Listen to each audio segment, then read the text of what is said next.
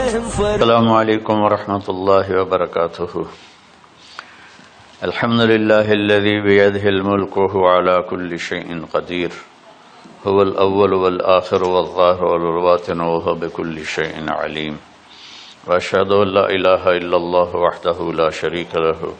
واشهد ان سیدنا ومولانا محمدا عبدہ ورسولہ. ارسلہ بالحق بشیرا ونذیرا وداعیا الی اللہ بإذنہ وسراجا منیرا. صلی اللہ تعالی علیہ وعلی آلہ وعلی اصحابہ وبارک وسلم تسلیما کثیرا کثیرا. اما بعد فاعوذ باللہ من الشیطان الرجیم. بسم اللہ الرحمن الرحیم. ان ابراہیم کان امۃ قانتا حنیفا للہ ولم یک من المشرکین شاکرا لانعمہ اجتباہ وہداہ الی صراط مستقیم. ثم اوحینا الیک ان اتبع ملۃ ابراہیم. وقال تعالی فلما اسلم وتلہ للجبین ونادیناہ ان یا ابراہیم قد صدقت الرؤیا انا کذلک نجزی المحسنین. میرے محترم بھائیوں بہنوں، میرے عزیزوں، بچے بچیوں، پوری دنیا کے انسانوں، اللہ کرے میرا پیغام پوری دنیا میں پہنچے، مسلم بھی سنیں، نان مسلم بھی سنیں، کہ اچھی بات تو لینی چاہیے جہاں سے بھی ہو. عید قربان جس کو ہم کہتے ہیں وہ قریب ہے، 5 دن 6 دن باقی ہیں. یہ ابراہیم علیہ السلام کی سنت ہے اور میرے نبی نے اس کو زندہ کیا. بیچ کے زمانوں میں یہ نہیں تھی، اس کو میرے نبی پاک صلی اللہ علیہ وسلم نے زندہ فرمایا. اور آپ اپنے عید کے موقع پر 2 جانور ذبح فرماتے تھے، 2 دمبے، ایک امت کے لیے اور ایک اپنے لیے. سبحان، ایک امت کے لیے ایک اپنے لیے. ابراہیم علیہ السلام سے یہ سلسلہ کیسے شروع ہوا؟ ابراہیم علیہ السلام کون ہیں؟ ان کی ہستی کیا ہے؟ ابراہیم علیہ السلام وہ نبی ہیں جن پر ساری امتوں کا اتفاق ہے. یہود بھی ابراہیم علیہ السلام کو کہتے ہیں ہمارے ہیں، عیسائی بھی ابراہیم علیہ السلام کو کہتے ہیں ہمارے ہیں، مسلمان بھی ابراہیم علیہ السلام کو کہتے ہیں ہمارے ہیں. آگے پھر یہود موسیٰ علیہ السلام پر رک جاتے ہیں اور عیسیٰ علیہ السلام کا انکار کرتے ہیں. عیسائی عیسیٰ علیہ السلام پر رک جاتے ہیں اور محمد مصطفیٰ صلی اللہ علیہ وسلم کا انکار کرتے ہیں. ان ابراہیم لأواہ حلیم. ان ابراہیم لأواہ حلیم. ابراہیم بہت مہربان، رونے دھونے والے تھے. اور ابراہیم کا مطلب بھی ہے مہربان باپ. مہربان باپ. ابراہیم علیہ السلام کی کہانی تو بہت لمبی ہے، اسے سنانے کے نہ مجھے سکت ہے اور نہ ہی آگے جو ہم کاسٹ کرتے ہیں اس میں اتنی ہمت ہوتی ہے. تو ہم شروع ہی کرتے ہیں کہ ابراہیم علیہ السلام سے اللہ نے اپنے بچے کی قربانی کیسے لی، پیچھے سارے واقعات کو چھوڑ کر. ابراہیم علیہ السلام کو جب آگ میں ڈالا گیا اور اللہ تعالیٰ نے ان کو آگ سے زندہ سلامت باہر نکالا، تو پھر انہوں نے ہجرت فرمائی اور مصر گئے. مصر کا جو بادشاہ تھا وہ ہر آنے والی عورت کو زبردستی ایک رات اپنے کمرے میں رکھتا تھا. تو اس نے حضرت سارہ علیہ السلام کو بھی قبضہ کر کے اپنے کمرے میں رکھا.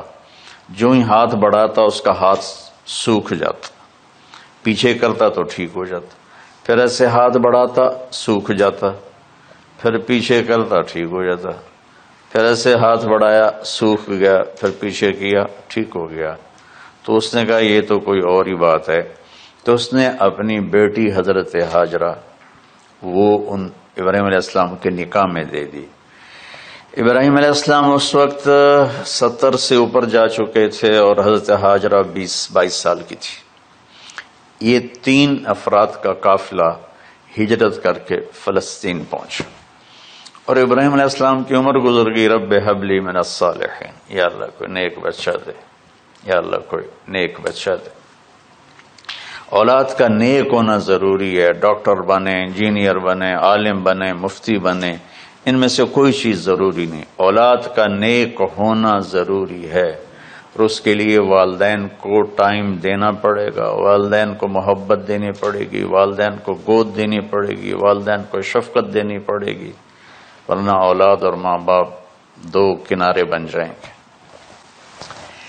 کچھ تقریباً 84 سال کی عمر میں اللہ تعالیٰ نے حضرت ہاجرہ سے بیٹا دیا، سارہ کی بجائے ہاجرہ سے بیٹا دیا۔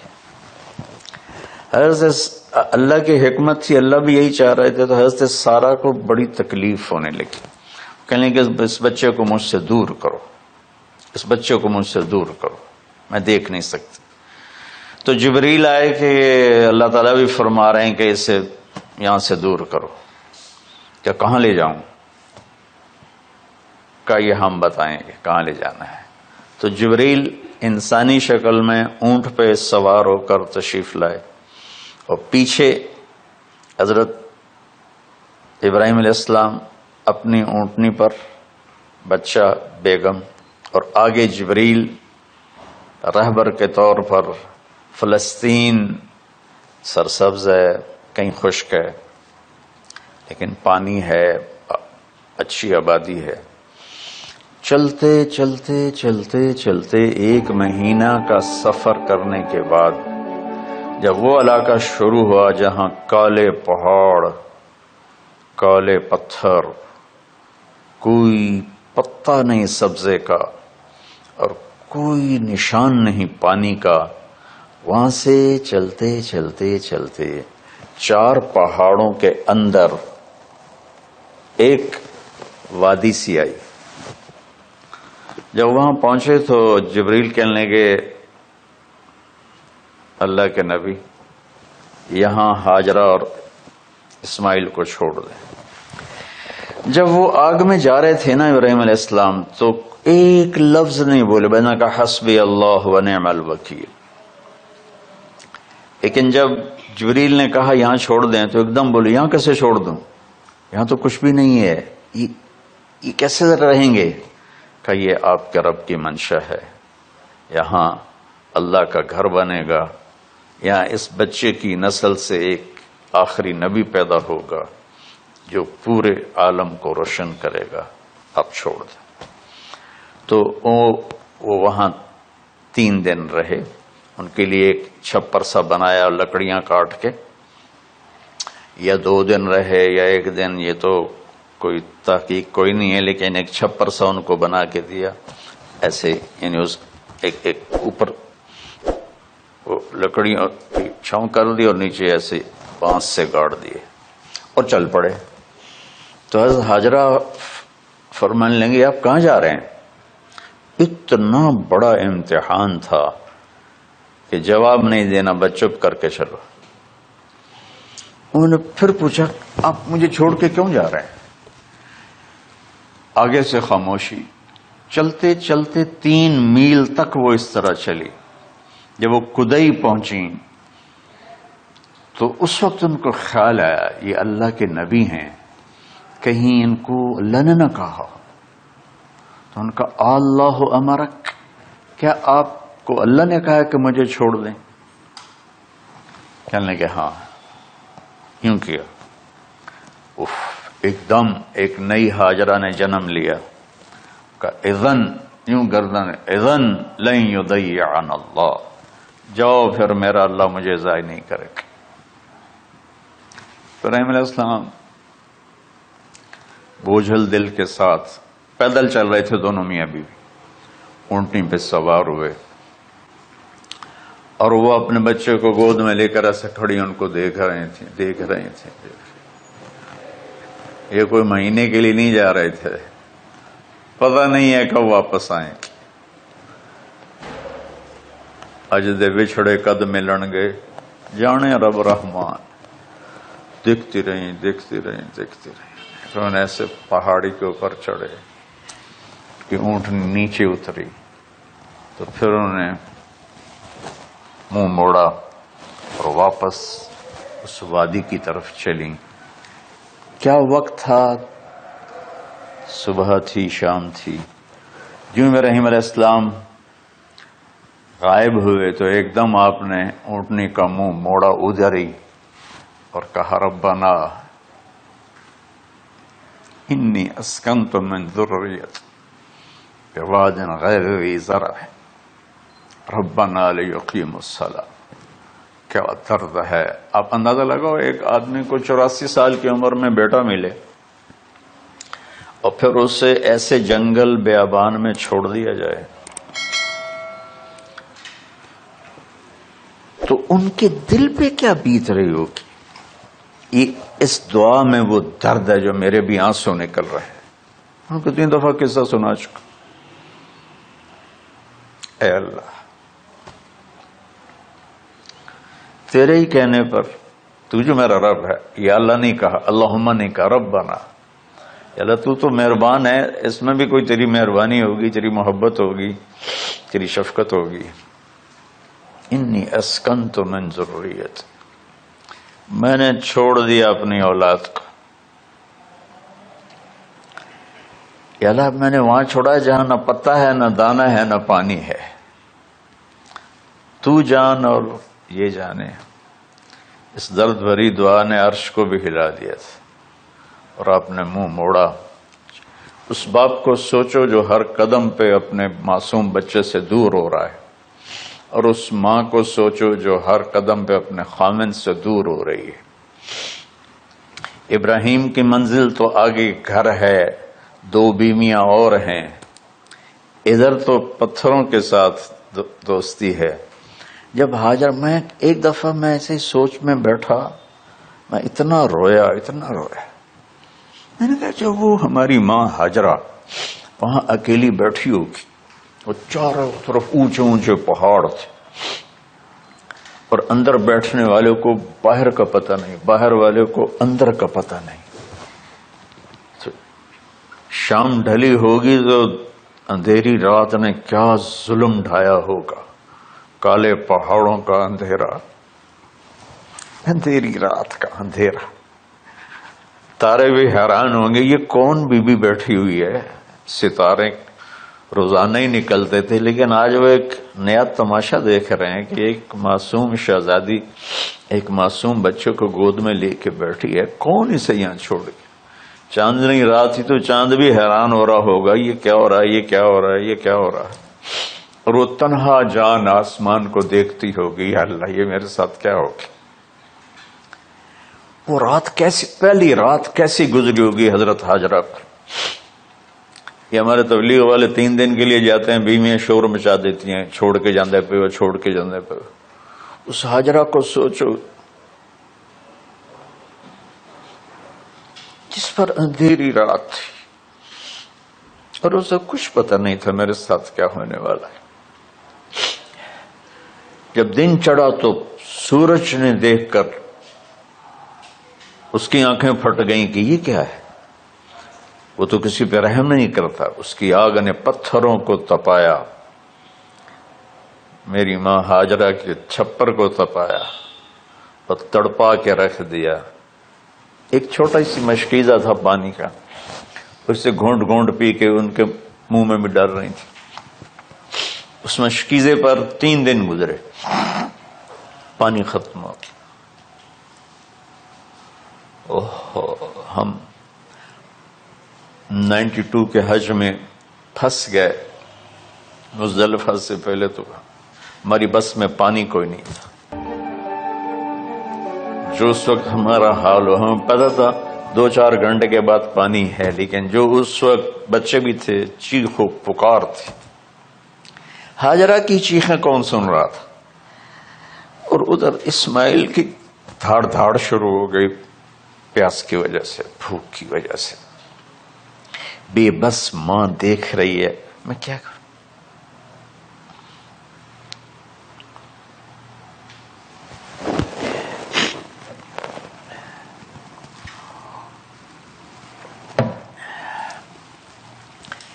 میں قطر میں تھا جماعت میں، تو مجھے یہاں کندھے میں درد ہوا، میں ہاسپٹل گیا تو ایمرجنسی سے انہوں لے کر گئے. ایک بچہ تڑپ رہا تھا، اس میں جو ہاسپٹل کا بیڈ ہوتا ہے چھوٹا سا، اس کی ماں ٹیک لگا کر نا اس کو یوں دیکھ رہی تھی.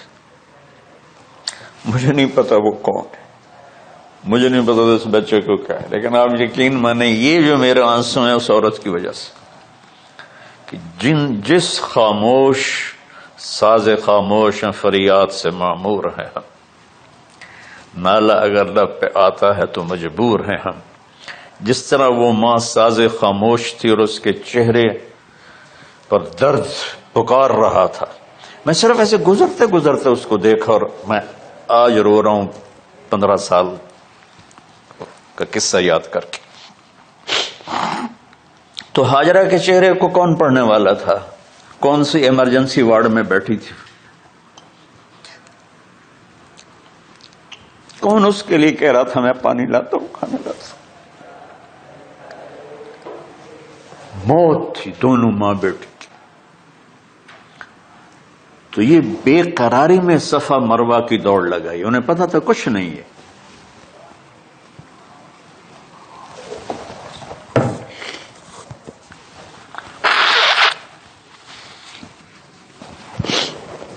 انہیں معلوم تھا کچھ نہیں ہے، لیکن وہ اس کو تڑپتے دیکھ نہیں پا رہے.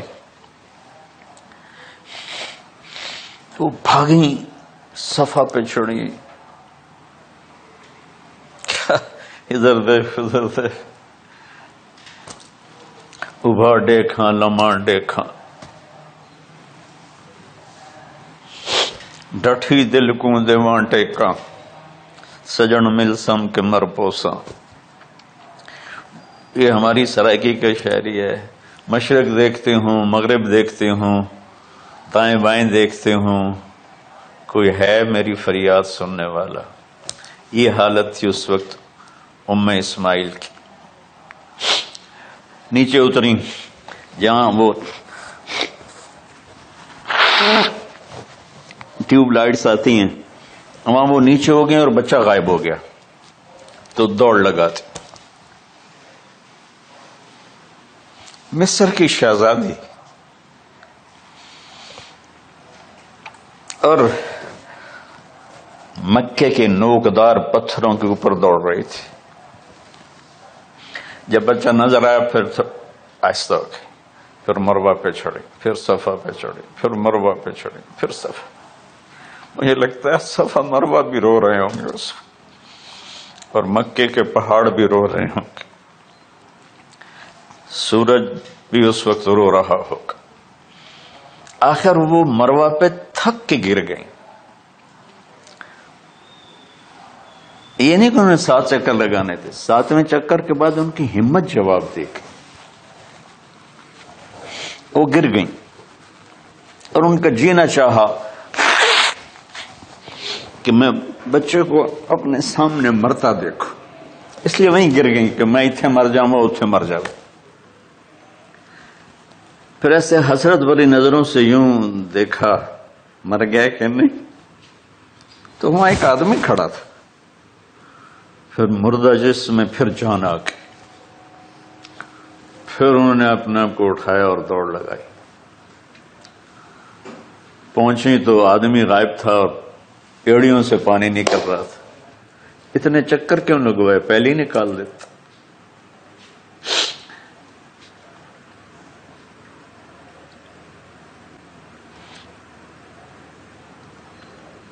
عاشق ہوں میں عشق کماں میں، دل رکھیں وانگ پہاڑاں ہو. سہ صدیاں ہزار علام میں، کر جانے باغ بہاراں ہو. منصور جے چک سولی دتے، جڑے واقف کل اسراراں ہو. سجدیں سر چائیں نہ باہو، توڑے کافر کہیں ہزاراں ہو، عاشق سوئی حقیقی جڑا قتل معشوق دے مننے، سر نو جوڑے تے مکھ نہ موڑے بھمیں 100 تلواراں کھنے، سچا عشق حسین علی دبا ہو، سر دتے تے راز نہ بن۔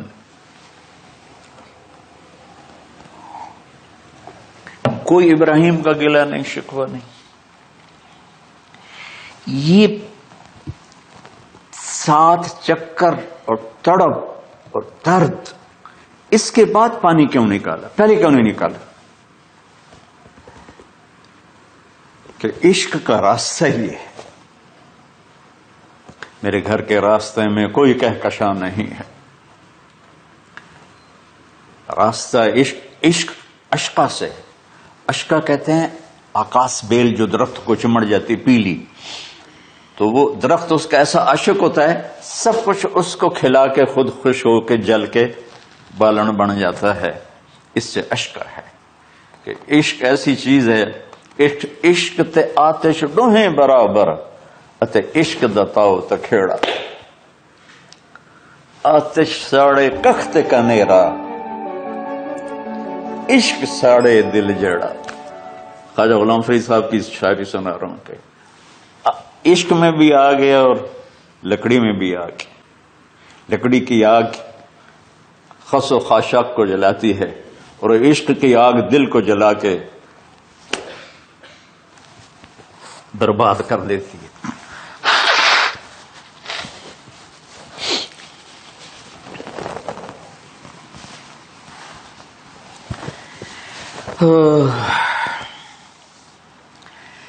یہ دنیا میرے بھائی بہنوں امتحان کی جگہ ہے، ہم اسے جنت بنانا چاہتے ہیں، ہم یہاں اپنی مرضیاں پوری کرنا چاہتے ہیں۔ اللہ کی قسم، اللہ کی قسم، اللہ کی قسم، جس نے اپنی مرضی پہ چلنا شروع کیا وہ تباہ ہو گیا، جو اللہ رسول کی غلامی کے دائرے میں آیا وہ کامیاب ہو گیا۔ دیکھا تو پانی ابل رہا ہے، ابل رہا ہے، ابل رہا ہے، فوارے مار رہا ہے۔ تو اس وقت عبرانی لینگویج تھی تو ان کا زمزم زمزم، ٹھہر جا ٹھہر جا ٹھہر جا۔ وہ نیچے زور، اللہ کو بھی یہی منظور تھا، وہ نیچے زور۔ میرے نبی نے فرمایا اگر میری ماں زمزم نہ کہتی تو پورے عرب کو یہ پانی سیراب کر دیتا۔ اور آپ حیران ہوں گے، آج کل تو بہت زیادہ ایڈوانس ہے سائنس، تو سعودی گورنمنٹ نے کہ یہ اس کا سورس کیا ہے، یہ پانی کہاں سے آ رہا ہے، طائف تک ساری زمین کو کھنگالا، کوئی اس کا پیچھے سے لنک نہیں ہے۔ کہیں چشمہ ہوتا ہے نا تو پیچھے لنک ہوتا ہے، کہیں سے پانی نکل ہوتا ہے پیچھے سے لنک ہوتا ہے۔ زمزم کا کوئی لنک نہیں، جو ہی موٹر چلاتے ہیں تو 8-9 جھرنے ہیں، سوراخ، وہاں سے پانی ابل ابل کے آنا شروع ہو جاتا، اور جو ہی موٹر بند کرتے تو وہ جھرنوں کا پانی بند ہو جاتا، اس میں نہ مچھر ہے، نہ اس میں کوئی کیڑا ہے، نہ کوئی مکوڑا ہے، پاک صاف پانی، زمزم زمزم۔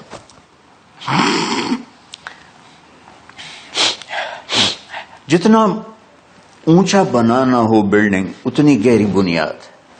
اس ماں بیٹے سے محمد مصطفیٰ نے آنا ہے تو پھر بنیاد تو گہری ہوگی نا، ایسے تو نہیں ہے نا۔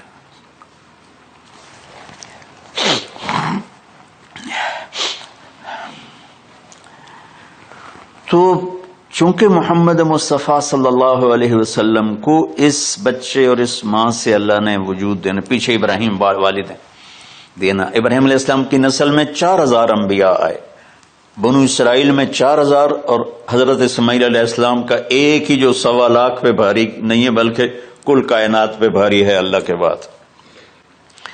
تو اس لیے پسائی ہوئی یہ جو بناتے ہیں اپنی باڈیز، وہ اپنی کتنی پسائی کرتے ہیں، وزن اٹھاؤ دوڑو، وہ کیا کیا اپنے آپ کو مشقت میں ڈالتے ہیں، تب جا کے وزن وہ نکھر کے آتے ہیں۔ یہاں کوئی آبادی نہیں تھی، یمن سے لوگ جاتے تھے شام تجارت کے لیے، تو قبیلہ جرہم کا گزر تھا، پانی نہیں تھا، تو وہ پانی کی تلاش میں تھے، انہوں نے پرندے دیکھے، وہ کہنے کہ پرندے تو پانی پر آتے ہیں۔ انہوں نے 2 آدمی بھیجے، آگے دیکھا ایک خاتون، ایک بچہ اور کنواں تو نہیں تھا، پانی چشمہ۔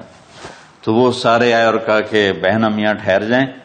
کہ آپ ٹھہرو لیکن پانی میرا۔ انہوں نے کہا ٹھیک ہے، پانی آپ کا ہے۔ تو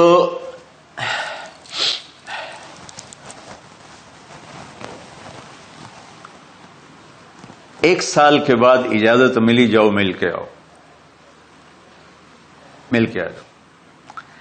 جس گھاٹی سے ابراہیم کو جدا کیا تھا اس پر کتنی دفعہ حضرت ہاجرہ کی نظر پڑتی ہوگی؟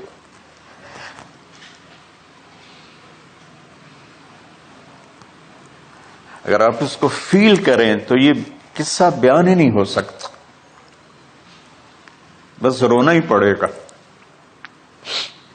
اور خاص طور پر آج کے دور میں جب کوئی اللہ کو کی ماننے کے لیے تیار ہی نہیں ہے، کوئی جہنم سے ڈرنے کے لیے تیار نہیں، کوئی جنت کی طلبگار نہیں۔ 1 سال کے بعد اونٹنی کا سر نظر آیا تو دل اچھل کے آسمان کو جا لگا کہ میری آنکھوں کی ٹھنڈک آ گئی، میرے سر کا سایہ آ گیا، میرے بیٹے کی چھاؤں آیا۔ وہ اونٹنی بٹھائی، کہا تشریف لائیے۔ کہنے کہ اترنے کا حکم نہیں ہے، صرف ملاقات۔ نہ آتے صبر آیا ہوا تھا، صبر توڑ کے پھر جا رہے ہیں۔ تو اف نہیں کی، آہ نہ کر لبوں کو سی، زخم پہ زخم کھا کے جی، اپنے جگر کا لہو پی، آہ نہ کر لبوں کو سی، عشق ہے دل لگی نہیں، سینے پہ تیر کھائے جا، آگے قدم بڑھائے جا، یعنی زبان حال سے کہہ دے اس کے ہاں ستائے جا۔ کوئی شکوہ گلا نہیں ہے، یہ کیا ملنا ہے، نہ آتے وہیں بیٹھے رہتے۔ کہنے لگے اچھا بچہ گود میں دے دوں گا، سینے سے لگا پیار کی، بہتے آنسو بچے کے رخسار پہ گرے، بچوں کو پتہ نہیں کون ہے۔ کہنے لگی اجازت ہے آپ کا سر دھو دوں، منہ دھو دوں، پاؤں دھو دوں، ہاتھ دھو دوں، یہ پانی پاک ملا ہے؟ ٹھیک ہے، واپس۔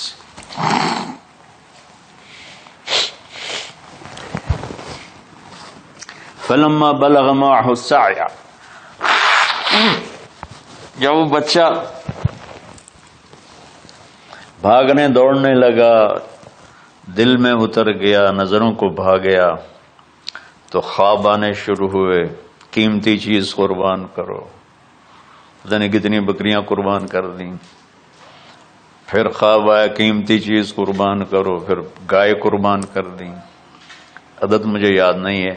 پھر خواب آیا قیمتی چیز قربان کرو، اونٹ قربان کر دیے۔ پھر خواب آیا قیمتی چیز قربان کرو، تو پھر خیال آیا کہ یہ اسماعیل کی طرف اشارہ ہے۔ 1500 کلومیٹر ہے، 1 مہینے کا اونٹ کا سفر ہے، چھری لے کر ایک باپ بچے کو ذبح کرنے جا رہا ہے۔ اس مہینے کے ہر منٹ نہیں، ہر سیکنڈ میں اس کے دل پہ کیا گزر رہی ہوگی، کس لیے جا رہا۔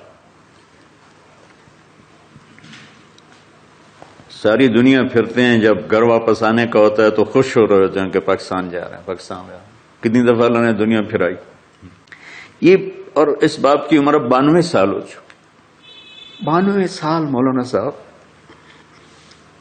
اس کی اونٹنی کے قدم کے ساتھ نہیں، ہر سیکنڈ کے ہر کروڑویں حصے میں ابراہیم کا دل پھٹتا ہوگا کہ اس معصوم بچے کو ذبح کیسے کروں گا۔ اللہ کی مان کے دکھا دی۔ اللہ نے تو ہمیں دین ہی آسان دیا ہے، ہم سے تو نہیں بچوں کی قربانی مانگی۔ ابوبکر صدیق رضی اللہ تعالیٰ نے فرمایا تھا، یا رسول اللہ، ایک آیت ہے جس میں کا مفہوم یہی ہے، اگر اللہ ہمیں کہتا نا بچے قربان کرو، ہم بھی چھریاں چلا دیتے.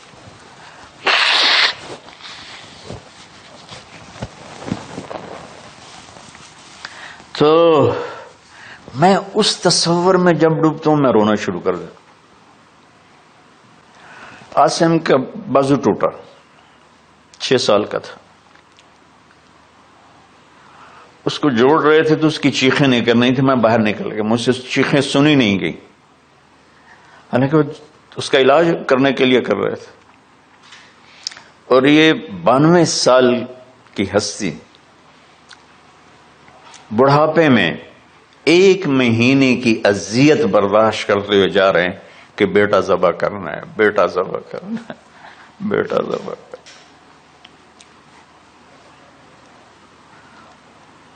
تو وہاں پہنچے تو اب اسماعیل نے جانا کہ یہ ہیں میرے ابا.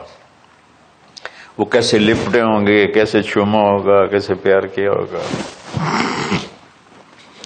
یہ بیوی کا آپس میں یہ نہیں پتا کہ کتنے عرصے بعد انہوں نے ایک قدم اٹھایا. لیکن کہا کہ بچوں کو تیار کرو، میں اس کو سیر کرانے لے جا رہا ہوں. وہ بڑی خوش ہوئی، ماں بھی بچہ بھی اچھل رہا ہے. اور لے کے پہنچے جمرہ کبریٰ پر. وہ جو شیطان کو 3 جگہ مارتے ہیں تو آخری جگہ وہاں اس وقت ایک تنگ سی جگہ تھی پہاڑوں میں گھری ہوئی. وہاں پہنچے تو کہتے ہیں یا بنیا انی، کوئی شک شبہ والی بات نہیں ہے، ارا فی المنام انی اذبحک، میں نے تمہیں ذبح کرنا ہی ہے. انی میں نے تمہیں ذبح کرنا ہے.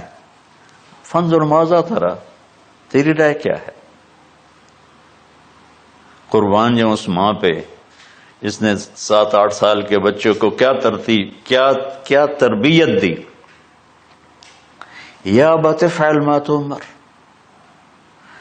یعنی یا ابت افعل، بیچ میں کوئی حرف نہیں، کوئی عطف نہیں.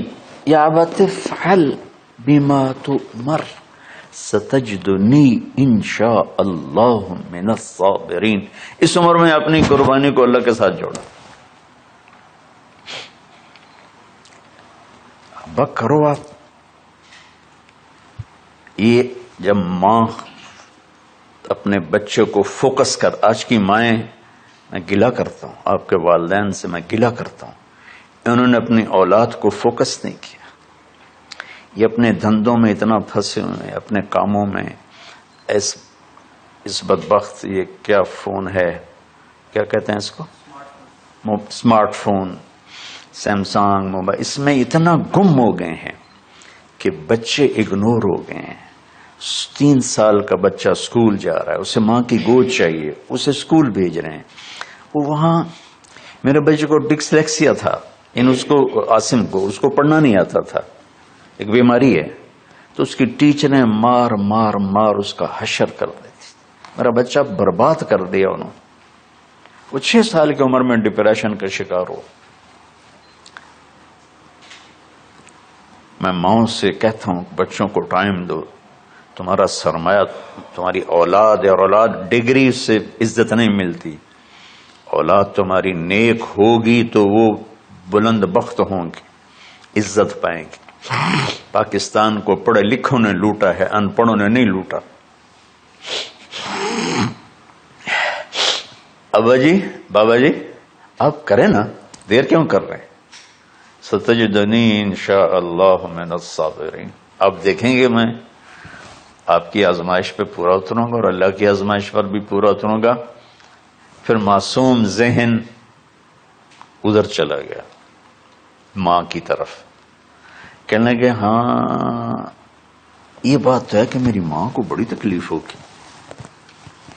تو اس لیے نا اپنا کرتا اتارا. بابا جی یہ کرتا آپ میری ماں کو دے دیں، وہ جب مجھے یاد کرے گی میرا کرتا دیکھ لے. اور آپ نے مجھے یہیں دفن کرنا ہے، ادھر نہیں لے جانا. اور آپ بھی احتیاط کریں، مجھے الٹا الٹائیں، اللہ للجبین، میرا سر زمین پہ لگائیں، گردن نہیں، تاکہ آپ کو تکلیف نہ ہو مجھے دیکھ کر۔ اب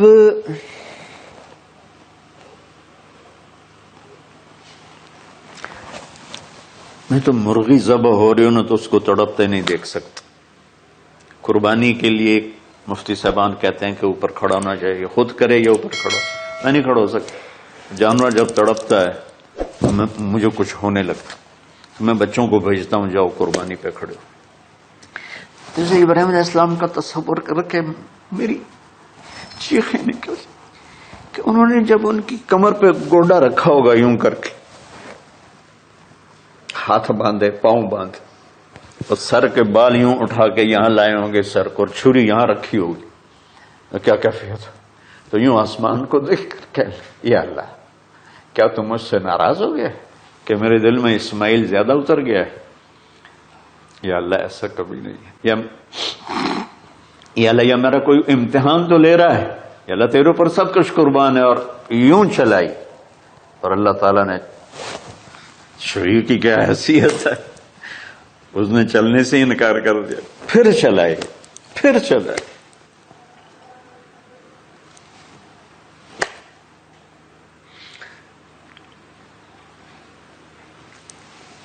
بعضی کتابوں میں ہے تو صحیح، لیکن روایت کی کتنی حیثیت ہے وہ تو مجھے نہیں پتا، لیکن چونکہ یہ ایک تاریخی چیز ہے کہی جا سکتی ہے۔ کہتے ہیں پھر گئے اور چھری کو تیز کیا پتھر پر، تیز کر کے جب آئن اور بال پکڑے، آسمان کے فرشتے 2 دفعہ روئے ہیں انسانی تاریخ میں، آسمان کے فرشتے 2 دفعہ روئے ہیں انسانی تاریخ میں۔ ایک جب ابراہیم علیہ السلام نے ان کی کمر پہ اپنا گھٹنا رکھا کہ سر کے بال پکڑ اور چھری پکڑ کے یہ کہا یا اللہ تم مجھ سے ناراض ہو، تو آسمان کے فرشتوں کی چیخیں نکل گئی۔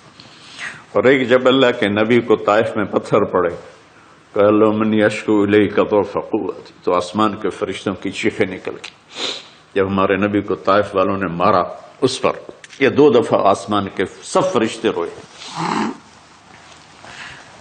تو پھر اللہ نے کہا بس، نادیناہ ان یا ابراہیم قد صدقت الرؤیا انا کذلک نجزی المحسنین۔ ابراہیم تو پاس ہو گیا ہے، چھری چل گئی، اور آنکھوں پر تو پٹی تھی، چھری چل گئی، پٹی کھولی تو سامنے کبش تھا، تنبا اور اسماعیل اور جبریل کھڑے ہوئے تھے۔ اس جانور کی قربانی ایک علامت ہے، اس قربانی سے ایک پیغام ہے کہ اپنے غلط جذبات کو اللہ پر قربان کر دو۔ ہم سے اللہ نہیں کہہ رہا بچے قربان کرو، ہم سے کہہ رہا غلط جذبات قربان کرو۔ ہم سے اللہ کہہ رہا ہے اپنے جذبات کو دبا دو جو تمہیں اللہ اس کے رسول سے دور کرتے ہیں، ان پر چھری چلاؤ۔ جو اللہ اس کا محبوب کہتا ہے ان کو کرنے کے لیے بھی اپنے جذبات پہ چھری چلاؤ۔ سچ بولنے کے لیے چھری چلانی ہے تو چلاؤ اپنے جذبوں پر، اب اس کو پھیلا دو۔ ساری شریعت میں اللہ نے جو احل حلالا، جو اس نے کہا ہے یہ کرنا ہے، اس کے لیے اپنے جذبات قربان کر دو۔ وحرم حراما، اور جو کہتا ہے نہیں کرنا اس کو چھوڑنے کے لیے اپنے جذبات قربان کر دو۔ تو یہ ہے قربانی کی اصل حقیقت۔ جانور دمبے ذبح کرنا تو اس کی ایک علامت ہے، اس کی ایک علامت ہے کہ ہم میرے نبی نے حج پر 63 اونٹ ذبح کی، اپنے ہاتھ سے ذبح کی، باقی 37 حضرت علی رضی اللہ تعالیٰ علیہ السلام نے ذبح کیے۔ تو بھائیو، قربانی کی اصل یہ ہے کہ ہم اللہ اس کے رسول پر اپنے جذبوں کو قربان کر رہے ہیں، اپنے جذبوں کو قربان کر رہے ہیں۔ مولانا ابوالکلام آزاد رحمۃ اللہ علیہ کا میں مضمون پڑھ رہا تھا اسی قربانی پر، تو انہوں نے فرمایا، انہوں نے لکھا، وہ خطابت اور قلم کے تو بادشاہ تھے، واقعی وہ ابوالکلام تھے۔ انہوں نے لکھا کہ اللہ نے چھری کے لیے چلنا طے کیا ہوا تھا، اللہ نے چھری کے لیے چلنا طے کیا ہوا تھا۔ جب اسماعیل کو لٹایا گیا تو اسماعیل کو کھینچ لیا، چھری کو روک دیا۔ جب میرے نبی کے والد کو حضرت عبد المطلب جب زمزم کا کنواں کھود رہے تھے تو باپ بیٹا تھے حارث اور عبد المطلب، تو تھک کر کے ایک دن کہنے لگے یا اللہ اگر تو مجھے 10 بیٹے دے گا نا تو میں ایک تیرے نام پہ قربان کروں گا۔ اللہ نے 15 دے دیے۔ جب وہ سارے جوان ہو گئے تو ان کو اکٹھا کیا، بچوں میں نے تو منت مانی تھی، تو انہوں نے کہا ابا جان آپ جس پہ ہاتھ رکھیں گے ہم تیار ہیں۔ کیا اطاعت ہے! تو کہنے لگے نہیں میں قرعہ ڈالوں گا، جو اس زمانے کا طریقہ تھا وہ تیروں کے ساتھ۔ تو حضرت عبداللہ کا قرعہ نکل آیا۔ حضرت عبداللہ سب سے زیادہ محبوب، تو انہوں نے ہاتھ پکڑا، چھرا اٹھایا۔ عمر بن عاص رضی اللہ عنہ کے والد عاص بن وائل ایک بہت بڑا کام کر گیا، وہ سامنے آ کے کھڑا ہو گیا، کہنے لگا یہ کام نہیں ہوگا۔ انہوں نے کہا یہ سردار کا بول ہے، کہا آگے بھی سردار کھڑا ہوا ہے، میں یہ ظلم نہیں ہونے دوں گا۔ سارے مکے والے اس کے ساتھ ہو گئے، عبد المطلب اکیلے رہ گئے۔ انہوں نے کہا وہ جو ہے نا قطبہ کاہنہ نجران میں، وہ جو فیصلہ کرے گی یا عصفان میں وہ مانوں گا۔ کہا چلو۔ تو عصفان یا نجران گئے قریش مکہ کے سردار۔ تو اس کاہنہ عورت جیسے آج اس زمانے کی جج ہوتی تھی، مرد بھی عورت میں، اس نے کہا کہ تم لوگ قتل کا معاوضہ کیا لیتے ہو؟ کہ 10 اونٹ۔ کہ اچھا ایسا کرو، ایک تیر پہ لکھو عبداللہ اور ایک پہ لکھو 10 اونٹ اور قرعہ ڈالو۔ اگر اونٹوں کا قرعہ نکل آئے تو جتنے اونٹ لکھے ہیں وہ ذبح کر کے عبداللہ کو چھوڑ دو، اور اگر عبداللہ کا نام نکلے تو ہر دفعہ 10 اونٹ بڑھا دو۔ تو وہ سارے بڑے خوش ہو گئے۔ تو عبد المطلب نے احتیاطاً 100 اونٹ پہلے کھڑے کر لیے صفا کے ساتھ، اور حرم شریف میں اکٹھے ہو گئے، اور وہ جو تیروں سے کرتے تھے تو الانصاب غالباً اس کو کہتے ہیں، ایسا ہی ہے نا؟ ہاں۔ تو وہ 10 اونٹ عبداللہ، اس نے جو کوڑا اندازے میں علماء نے جو پھینکا تو نکلا عبداللہ۔ تو وہ 10 اونٹ اس نے پہلے الگ کھڑے کیے تھے تو 20 کر دیے، پھر قرعہ ڈالا تو عبداللہ، پھر 10 اور کر کے 30 کر دیے، پھر قرعہ ڈالا تو عبداللہ، پھر 10 اور کی تو 40 ہو گئے، پھر قرعہ ڈالا تو عبداللہ تو 50 ہو گئے، پھر قرعہ ڈالا تو عبداللہ تو 60 ہو گئے۔ مکے والوں کی آنکھیں پھٹنے لگی، پسینے آنے لگے۔ پھر قرعہ ڈالا عبداللہ تو 70 ہو گئے، 80 ہو گئے، 90 جب ہوئے تو سب کی آنکھیں باہر نکل آئی کہ اب پیچھے تو اونٹ ہی ختم ہو گئے۔ تو پھر قرعہ ڈالا 100 پر تو نکلا 100 اونٹ۔ تو سب نے نعرے لگائے، تو عبد المطلب کہنے لگے نہیں میں ایک دفعہ اور کروں گا، کیا تو پھر 100 اونٹ، پھر سب نے نعرے لگائے کہ نہیں میں ایک دفعہ اور کروں گا، پھر کیا تو 100 اونٹ۔ تو پھر عبد المطلب نے حضرت عبداللہ کو آزاد کیا، 100 اونٹ خود ذبح کیے۔ تو ابوالکلام آزاد رحمۃ اللہ علیہ فرماتے ہیں دوسری دفعہ وہ چھری چلنے لگی حضرت عبداللہ پر۔ ایک واقعہ بھی اس کے ساتھ عجیب ہے۔ آپ بازار میں جا رہے تھے حضرت عبداللہ، تو سامنے سے ایک پہلی کتابوں کی عالم عورت آ گئی، اس نے اسے دیکھا تو کہا عبداللہ تیری جان بچانے پہ 100 اونٹ ڈگے تھے نا؟ کہاں؟ کہ ایک رات میرے ساتھ گزار لے 100 اونٹ میں دوں گی۔ تو اس نے نور نبوت دیکھا یہاں، تو آپ نے کہا نہیں میں عزت دار ہوں، میں یہ کام تو نہیں کر سکتا۔ تو پھر فرمایا کہ اللہ نے اسماعیل کو نکالا، عبداللہ کو نکالا، لیکن چھری نے چلنا تھا۔ جب حسین کی باری آئی تو اللہ نے چھری کو کہا چلو، اور وہ کاٹتے چلی گئی۔ کیا جرم ہو لکی میرے نبی کی ساری نسل ذبح کی۔ کتنا کہا اذکرکم فی اہل بیت، اذکرکم فی اہل بیت، اذکرکم فی اہل بیت۔ صرف 60 سال بعد امت نے نواسے سمیت 72 انسان ذبح کر دی، ان کے جنازے بھی نہ پڑھنے تھے۔ اقبال نے کہا تھا نا، قتل حسین اصل میں مرگ یزید ہے، اسلام زندہ ہوتا ہے ہر کربلا کے بعد۔ اللہ سے محبت کرو، اللہ کے نبی سے محبت کرو، اللہ کے نبی کے گھرانے سے محبت کرو، اللہ کے نبی کے صحابہ سے محبت کرو، اللہ کے نیک بندوں سے محبت کرو۔ عید قربان کا فلسفہ ہے اللہ اس کے رسول کی اطاعت پہ قربان ہو جانا۔ عید قربان کا فلسفہ ہے اللہ اس کے رسول کی اطاعت میں اپنے جذبات پہ چھری چلا دینا۔ عید قربان کا فلسفہ ہے اللہ اس کے رسول کی اطاعت کے سامنے گردن کو جھکا دینا، اور اس کے لیے جس بھی کڑے امتحان سے گزرنا۔ ہم اللہ نہ کرے ہم امتحان نہیں مانگتے، یا اللہ نہیں مانگتے، یا اللہ نہیں مانگتے، عافیت مانگتے، عافیت۔ تو میرے بھائی بہنوں، ہم اللہ کی بارگاہ میں جھکے، ہم اللہ کی بارگاہ میں جھکے، اس کے رسول کی بارگاہ میں جھکے، تاکہ ہمارا یہ جہان بنے، وہ جہان بنے۔